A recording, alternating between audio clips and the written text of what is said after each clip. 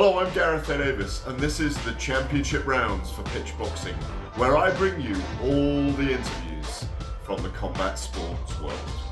Enjoy.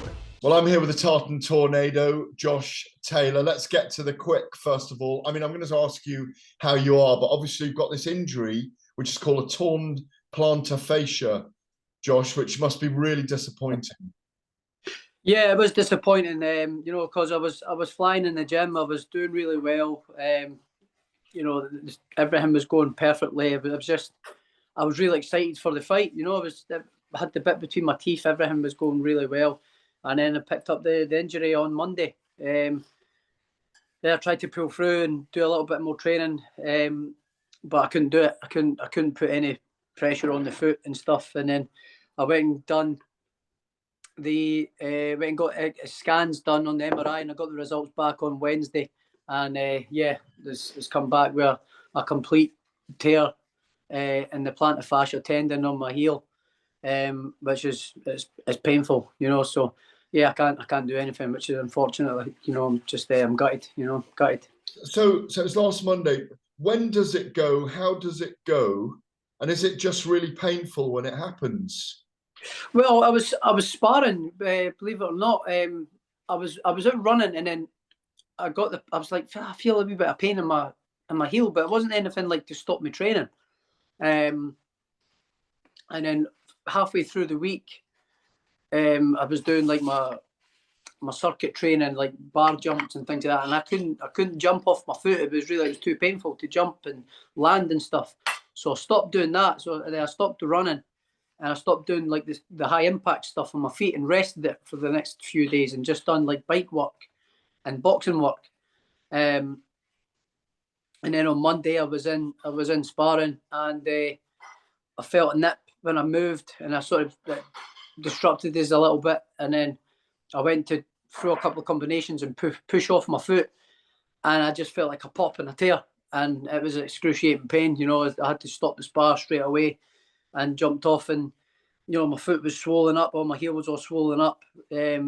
So I knew I had done something pretty bad. So I went to physio, and then I managed to book in and get a scan, and that done pretty quickly with a specialist in Liverpool, the Spire Hospital in Liverpool. So and they got the results back on Thursday, and torn plantar fascia, complete tear in the plantar fascia tendon. So yeah, it's a pretty bad one. And it must be odd when people are saying that you're trying to sneak out of the rematch. Yeah, it's quite funny. I know it's funny. I don't know why people would think that. I'm as game as a badger. I'm pretty sure I've proved that my whole career, and everybody who knows me knows I would fight with my own shadow. So it's quite funny. It's quite amusing that people are saying that. I don't know why I would make up a lie to not fight someone that I want to really hurt. How long does that, have they told you that will keep you out, and how long have you got to rest it? Yeah, they're saying it between 8 to 10 weeks. Wow. Off my feet. Well, 6 to 10 weeks off my feet. 6 weeks that I can get back to sort of doing some light stuff on my foot and impact stuff on my foot. So yeah, it's quite a bad injury, and it's not one that I want to risk rushing back and getting back into training, because I don't want to do it again. So I'm going to take the full recovery and do everything in my power to make sure that I recover quickly and as fully as possible. Do they give you any boot or anything to keep your foot off the ground? Or... Yeah, I've got a big moon boot here. I'm sitting like Buzz Lightyear. Can we see it? So can we I've see got it here. It's not on because I'm sitting chilling on the couch. I've got the wife running about after me doing everything for us, but I've got the big boot thing here. So right. I've got to wear so that literally, it raises it and cushions it whenever you have to walk. Yeah, it's an air boot thing that I got to do all the air stuff and all that and pump it up. So yeah, got it there. I'll be using that if I need to go anywhere. Obviously, you were there on Saturday night with the old enemy. It kind of seemed to kick off at ringside. Talk us through that. Oh, it was just handbags at dawn stuff. It was quite convenient because I think Ben Shalom planned it. I was sitting there minding my own business, believe it or not. I was watching Scott Forrest, my teammate, boxing right directly behind Joe in the corner of the team. the first row in the inner ringside. But so I was sitting there with my pal, watching the boxing, and Ben Shalom comes over with no one other than Jack and sits sort of right next to me, and Jack started an argument to which that they've not edited in that bloody video that's went viral. Sorry. So yeah, I was sitting there, believe it or not, they started an argument, I just reacted. So yeah, that's all it is. But it was handbags at dawn stuff. What was he saying to you? Can you recall, or was it? Can't really recall. It was just a lot of nonsense, really. It was quite funny, I think. It was something like, how's your big toe or something? And I just reacted and sat back to him, and then that was it. So I started an argument. So yeah, it was quite funny.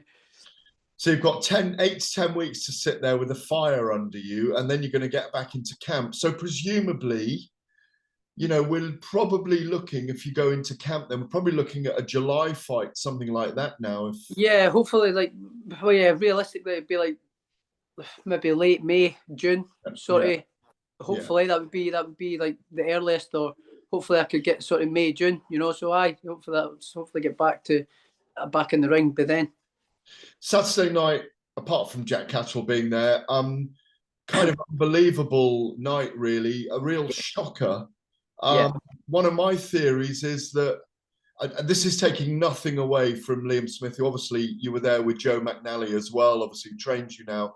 One of the theories I've got is that Eubank might have cut weight against Conor Benn, and it might have affected him as well, taking nothing away from Liam Smith.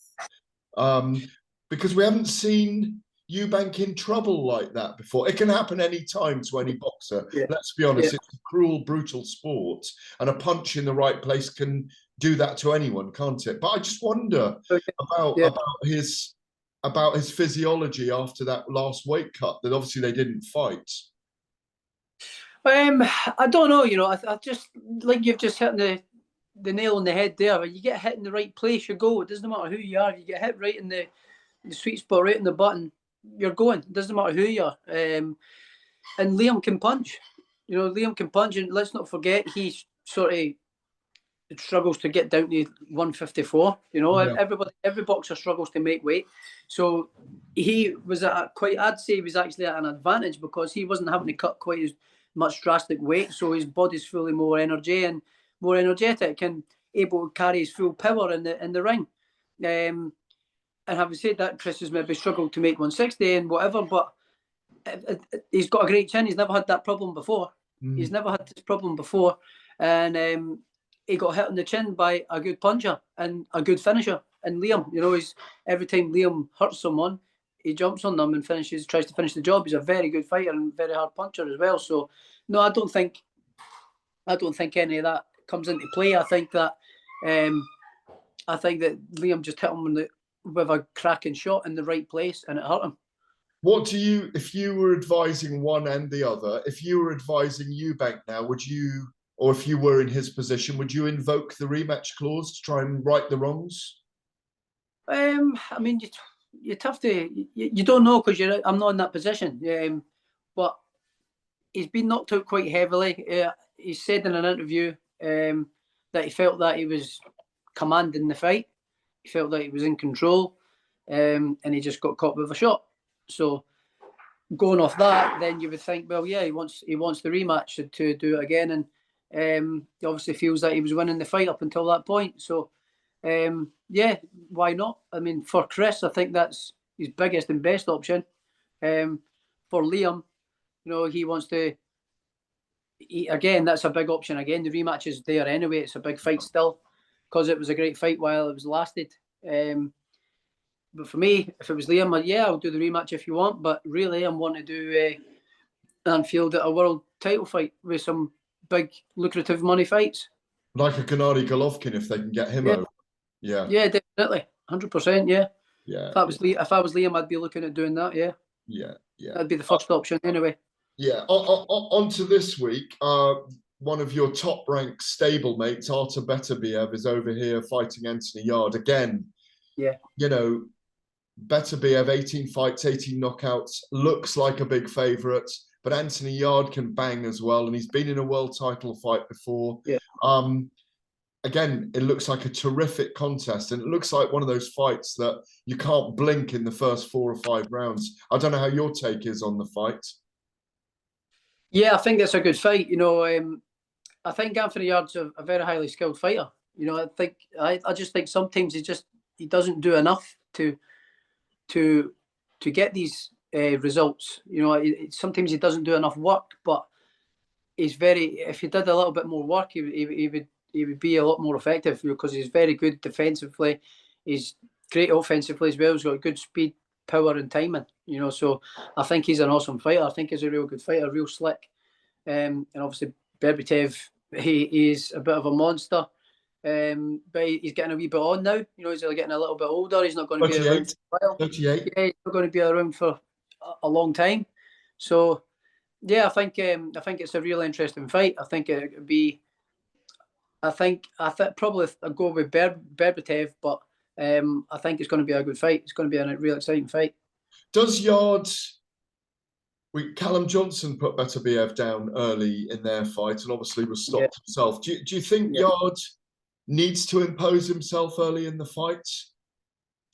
I don't know. I think Yard's style might try to make him miss and outbox him and jab him with his style. I think that's what he'll try and do. But he certainly can hurt him. Callum Johnson's a big lad as well. He hurt him.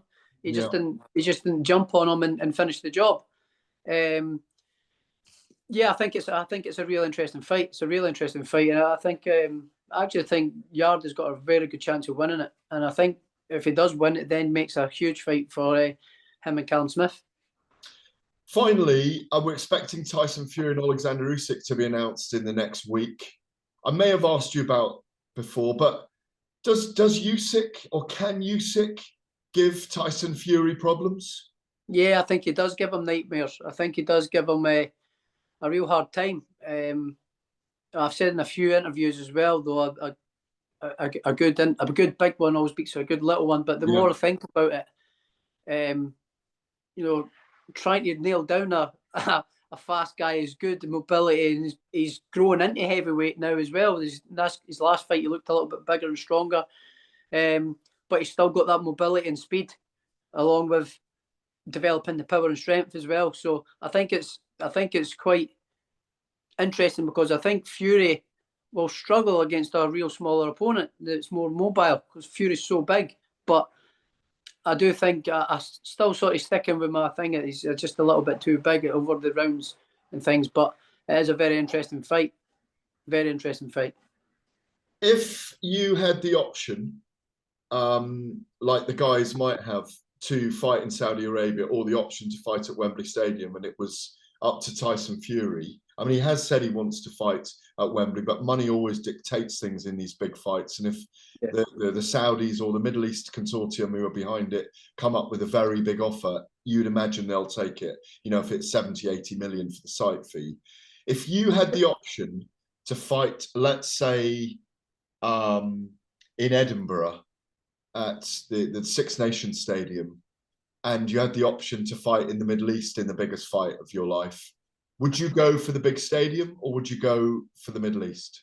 Oh, for me, I would probably go for the big stadium. Say Murrayfield, really. Yeah, I'd go for the big stadium in Murrayfield in Scotland, purely because we're starved of big shows and big events up here, and for my fans and the home fans in the UK and stuff like that, it's another big, huge fight in Scotland, and it's great for Scotland. It's great for Scottish sport.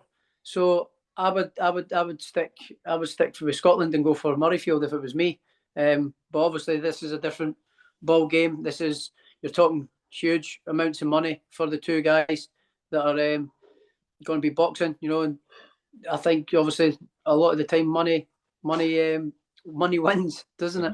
Yeah, it does. It does. And finally, as you say, 8 to 10 weeks out, we know what you're like, that you love being active. What can you do? Do you do upper body work? Is there anything you can do in that? Yeah, I mean, I've got a gym out in the garage there now, so I can go and do upper body stuff. I can't really go on my feet and do any pressure through the feet and stuff like that, but I can do upper body stuff. I can do motorbike stuff. I could do the bike after a few days. I think I can do some bike, and then hopefully maybe the next week or 2 weeks, I can get in doing some like swimming or something like that. You know, once it started knitting back together, hopefully I'll need to speak to the physios and stuff to see if I can do like swimming.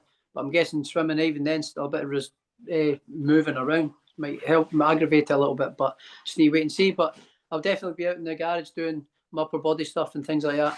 Is that Josh back in the North Sea swimming then? Yeah, probably. Yeah, I could get back into swimming, jumping in the sea. Aye. Josh, I appreciate your time today. It's lovely to see you as always. Get well, get it fit, get it rested. We can't wait to see you back. Cheers, Gareth. Always nice to talk to you. Cheers, mate. Cheers. Cheers.